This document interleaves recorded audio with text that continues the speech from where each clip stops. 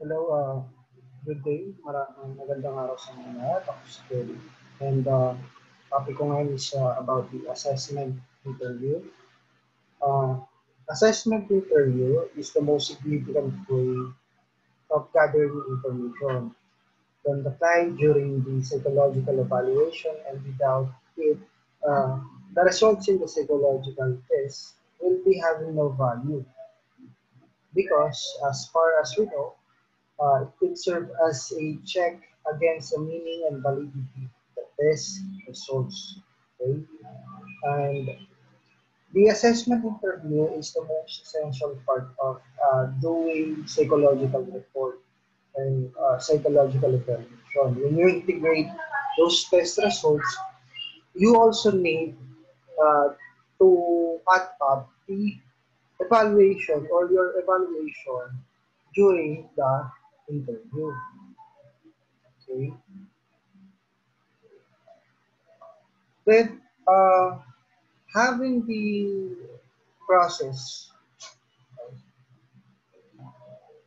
you can have the potentially valuable data, which we can obtain through psychological tests. And those are the observational behavior, idiosyncratic characteristic features, or the characteristic features of the person, then its reaction to his or her current life situation. Basically, it's more on cognitive. Then for the characteristic and behavior, it's more on the appearance of the person. Okay. Then, it is meant to achieve defined goals in which interview should be in a clear sequential method organized around specific and relevant themes. Likewise, it also requires an interviewee are usually discusses the unpleasant facts and feelings of the client. Okay? Mostly, yun yung we should obtain during the interview, the experiences. Because dito pumapasok yung mga factors or the causes of how the problem behavior was developed to that person. Now, the assessment interview, we have a general objectives, that is to gather information that cannot easily be obtained through other means, establish a relationship that is conducive to obtaining information, develop greater understanding in both the interviewer and interviewee regarding the problem paper, and lastly, to provide direction and support in helping the interviewee deal with those problem behaviors. Okay? Kung papansinin niyo, subjective na sequential siya. More on, doon muna tayo sa information, gather the information, and we have to build rapport, and we should obtain the information by having a good relationship with the interviewee. Then understanding what is the real cause and how it developed, and lastly, we can come up to an intervention plan. Okay? The assessment interview ko composed of two types of interview, the structured and unstructured interview. Now, what are the differences between structured and unstructured? Structured interview is highly directed and goal-oriented. It is often used in structured ratings and checklists. It's more on having an objective before doing the interview, having a set of plans or having a set of questions. Okay? Now, the example of this are scheduled for affective disorders, and schizophrenia, the SAD, and the SCID. Unstructured interview allows participants to freely drift from one area to another. Okay? It offers flexibility, possibly high rapport, ability to assess how the clients organize their thoughts through their responses. Mostly, ito yung parang sa ano eh, sa uh, when you are making an argument after the uh, after the question, there there's always a follow-up question. The other hand, this format of interview received frequent criticism.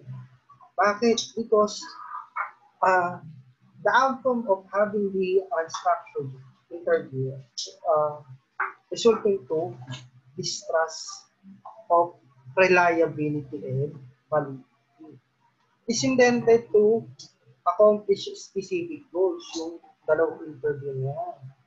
It is for assessing client strengths, level of adjustment, the nature and history of the problem, diagnosis formulation, relevant personal and family history. Those are the scope na kinukuha ng interview when we are assessing the person. Okay? Now let's go to the history and development. There are lots of changes. Ito yung let's talk about how the assessment interview uh, being developed through years. Okay?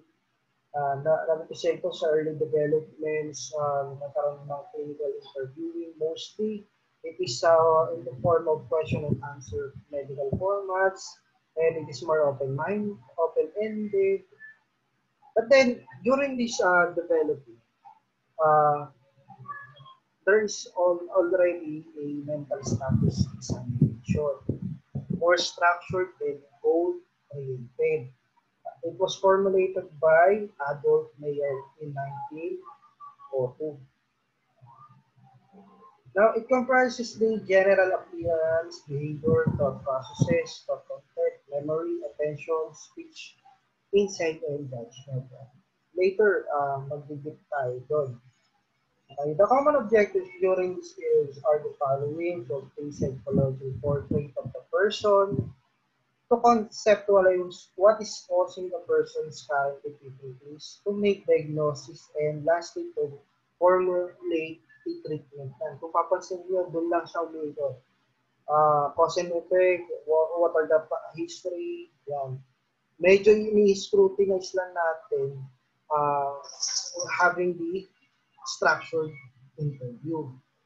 Well, kasi tinitignan natin holistically yung person kung saan ba nagmumula yung problem behavior niya. Okay, issues and concern during this period, again, it is questionable, the reliability and validity, also the cost effectiveness. Okay. Now, sa 1940s and 1950s, I would just like to highlight this, the critical dimension of the interview. Mamaya paalam natin yan. Ito yung development of research studies. According to Singer, 1945, he found out that a non-directive approach was most likely to create favorable changes in self-exploration decline. It is against the usage of persuasion, interpretation, and interviewer judgment in directive style that is typically resulted in clients being defensive and resistant to expressing difficulties. Okay? Typically or mostly and usually, pag naramdaman ni client na ito, there is already criticism or judgment to the problem ng client, resulting to a defense mechanism or naging hesitant siya to give some important information for the good analysis of the problem behavior. Development during 1960s, related studies with regards to the interviewing process, dito na si Rogers, 1961.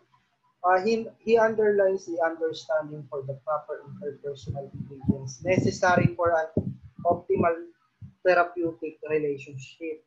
Diyan pumapasok si warmth, positive regard, the genuineness, okay?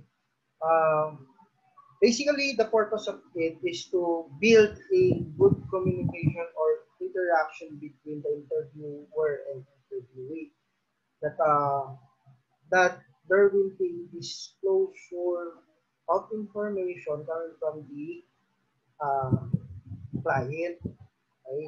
Kasi papakita na yung empathy, yung trust, yung under paging yung sa paging understandable ng interviewer. Okay. 1970s, assessment with adults and children development. Okay, nandito na yun, nagkakaroon na ng development. It is in the form of structured interviews. Increasing to. Okay? Because of having the structured interview for the adults, nagkaroon ng na-encourage yung uh,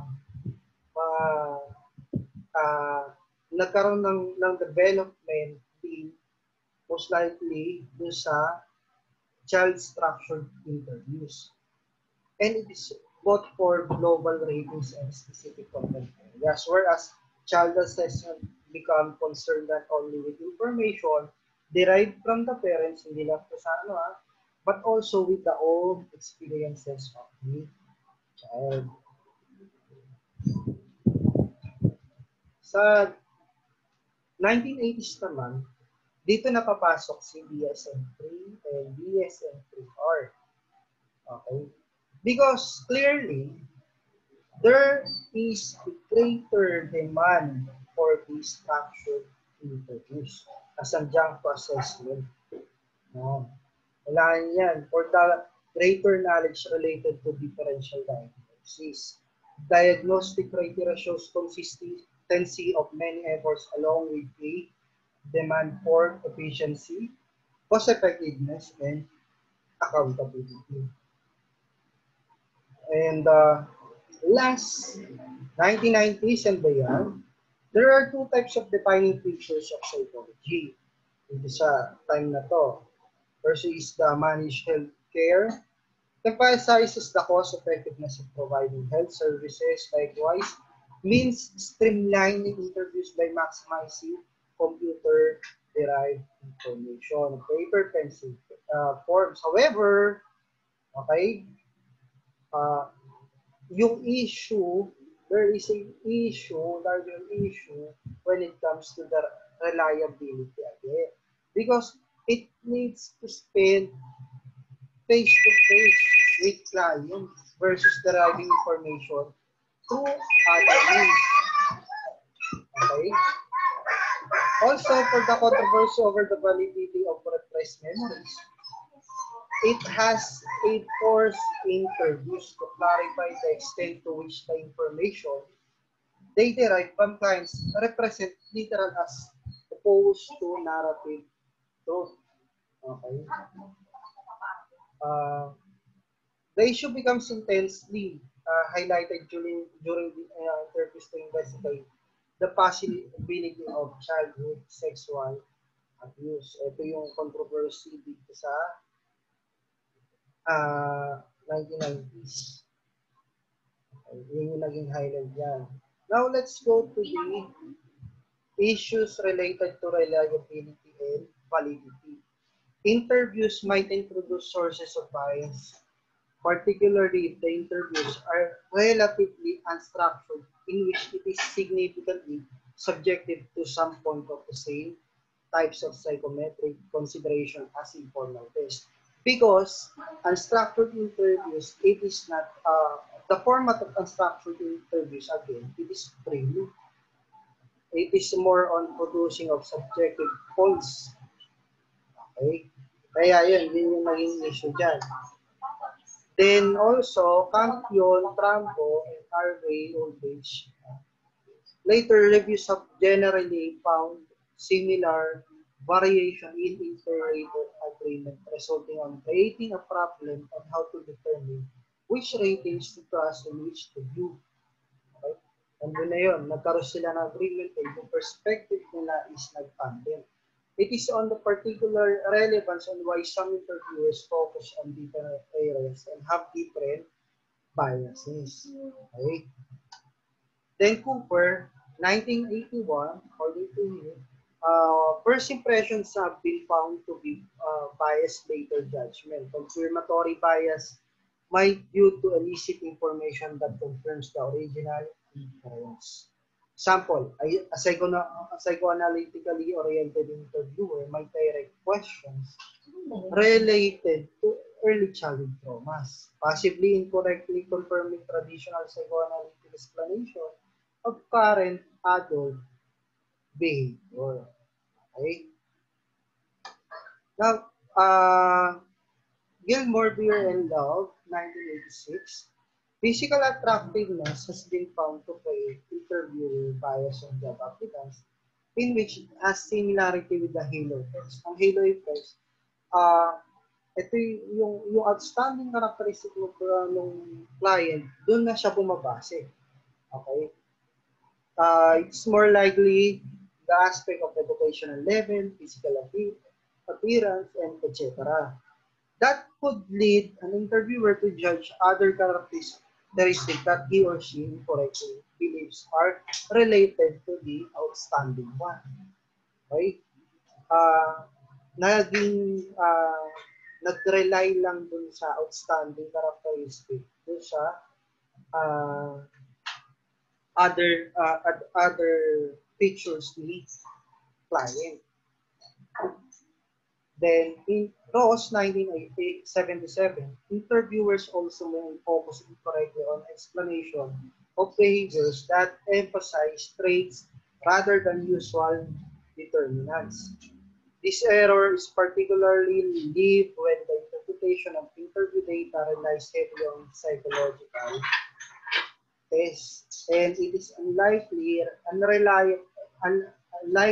reliable because when you rely only on the psychological test, okay, you cannot come up with a good analysis on what is the problem of the client itself. Okay, then the assets and limitation. Clinicians allow the placement of the test results, whether it is a structured or unstructured interviews, in a wider range of meaningful context in order to establish rapport and encourage client self-exploration. Okay? Uh, yung combination ng structured and unstructured gives a wide gathering of information sa client. Structured interviews have more psychometric precision. The results enable comparability between one case or population and the next, making it to have many distinct advantages or over unstructured approaches. Okay? Siyempre, ang pinaka mas precise pa rin na gamitin is the unstructured interview when it comes to the gathering of information. Now, Rogers, that advancement of standardized presentation. Dito na naman ngayong diagnostic criteria, nagkaroon na ng increase ng reliability ratings, okay, dun sa mga structured interviews. Enhancement of rapport to the structured instrument is a way of carefully educating the client as to the importance and procedure of these more structured approaches. It has a significance when it comes to gathering data because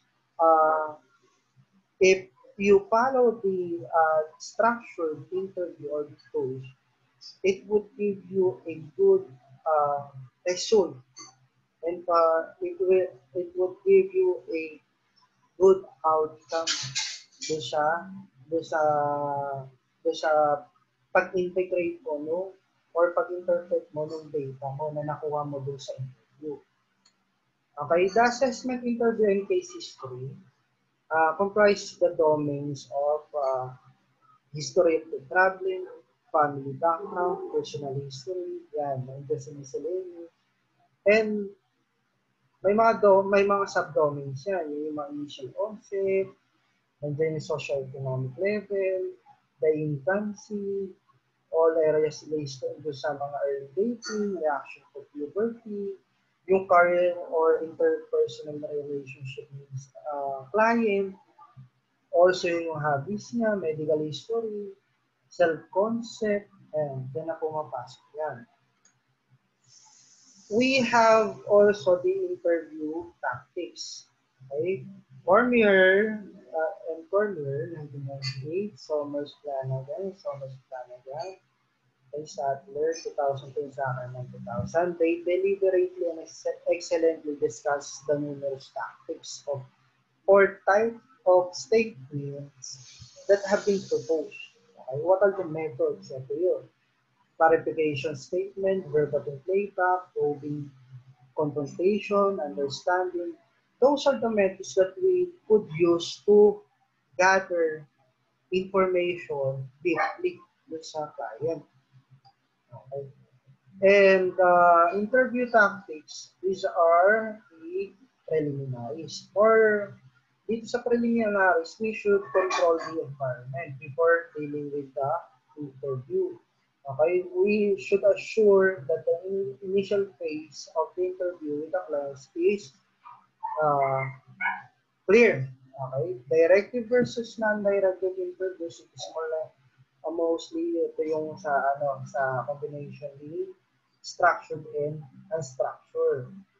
Minsan ginagamit muna si unstructured to gain a casual communication with the interviewee para makuha natin yung trust.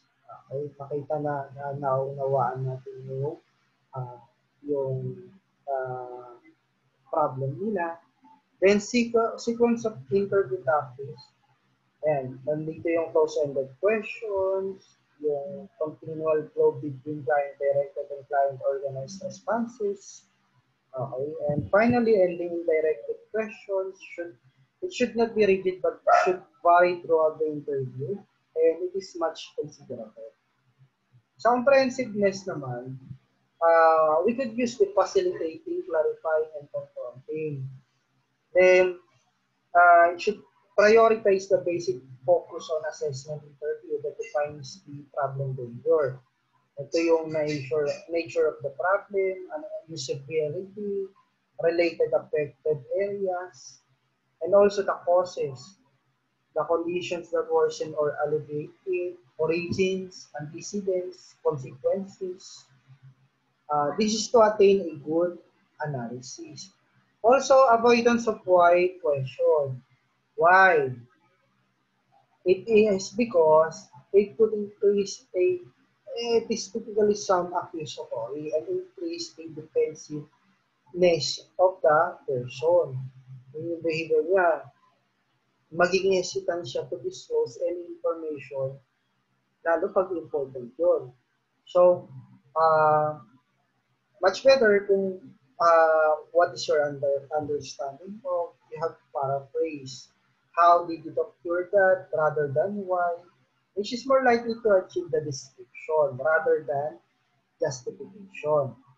And to keep lines more centered on her motion.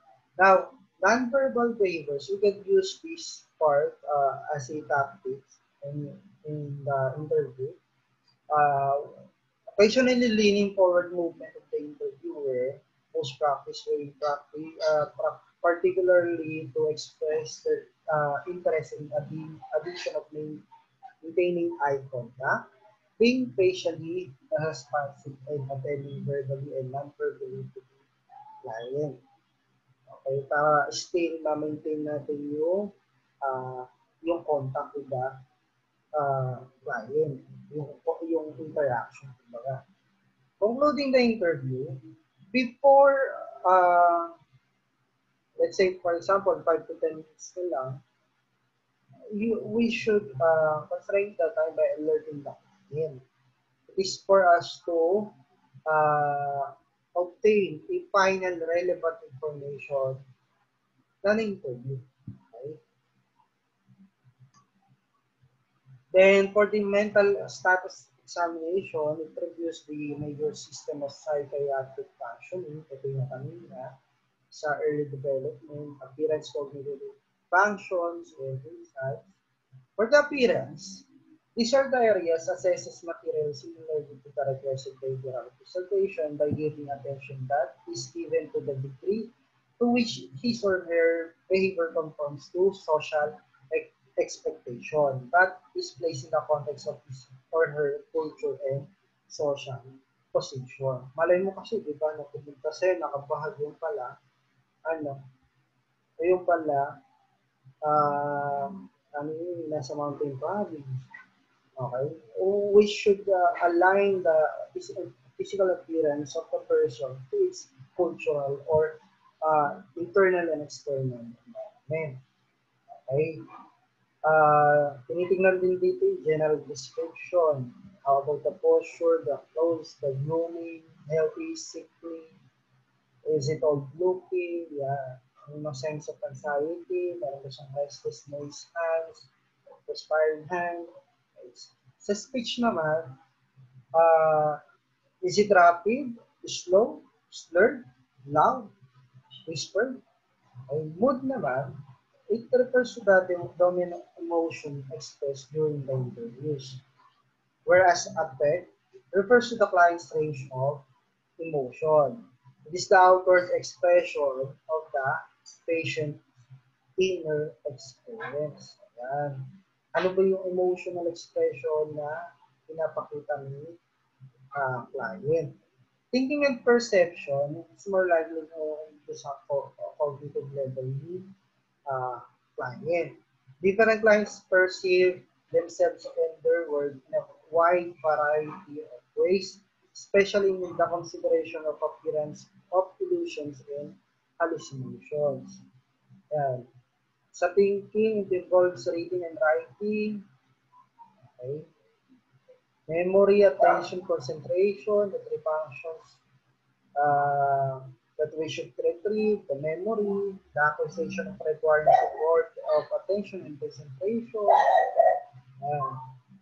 Then for the judgment, it involves the development of insight and judgment, testing the hypothesis regarding their own behavior, the behavior of others through their ability to interpret the meaning and impact of their behavior.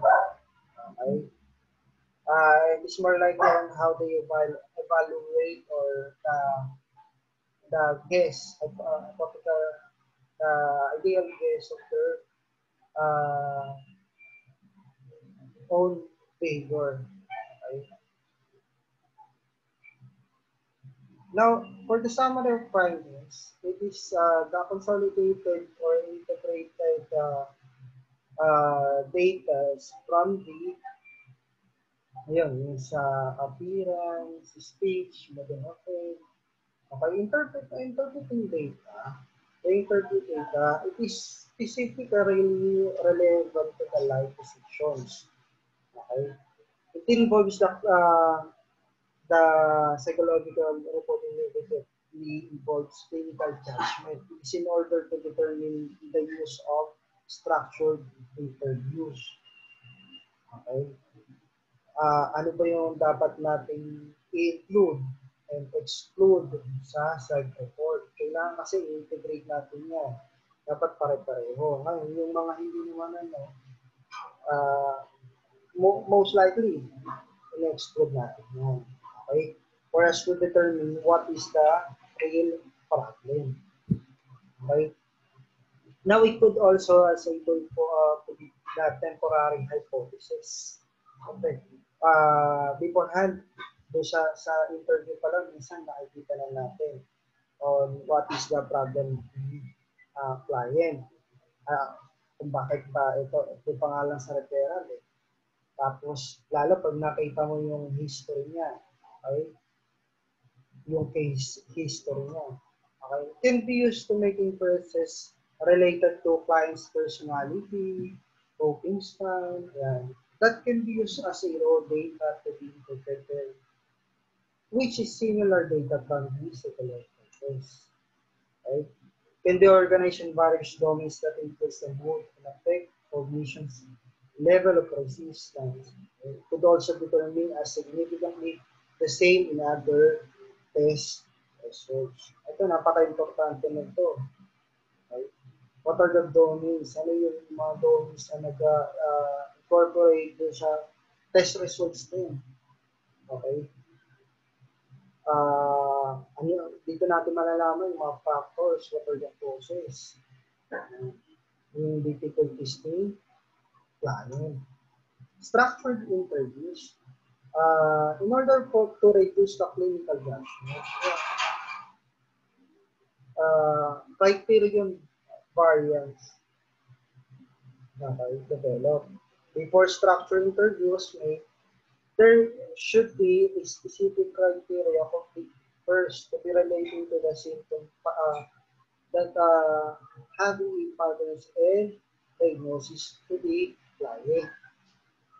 And with that, the information variance, it incorporates the criteria into the interview format and interview question, whereas it is the same or similar questions from each client because it refers to the variability of the amount and type of information derived from the interviews with the same patient. Okay. Nandito yung sa Penner, sa 1972, dito na yung sa existing psychiatric disorder. Ito na, yung mga structured interviews. Yung SADS, yan. Sa Axis 1. KSADS, yung para sa bata naman. PISH, diagnostic interview. SCID, structured clinical interview. Kaya DICA, para sa adolescent and child. Also for the access to sa personality disorders, and nakikita mo PDE, SIBP, SCIP, 2. Then for the focus structured interviews, we have the ADIS, ADIS, psyche disorder interview schedule, DIP, PCM, psychopathy checklist, and SCID, D.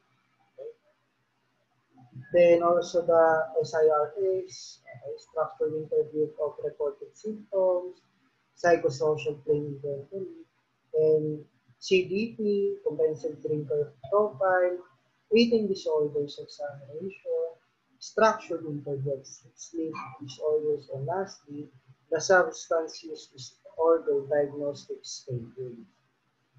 Okay? And that is the last part of my report. I hope you learned a lot. Thank you.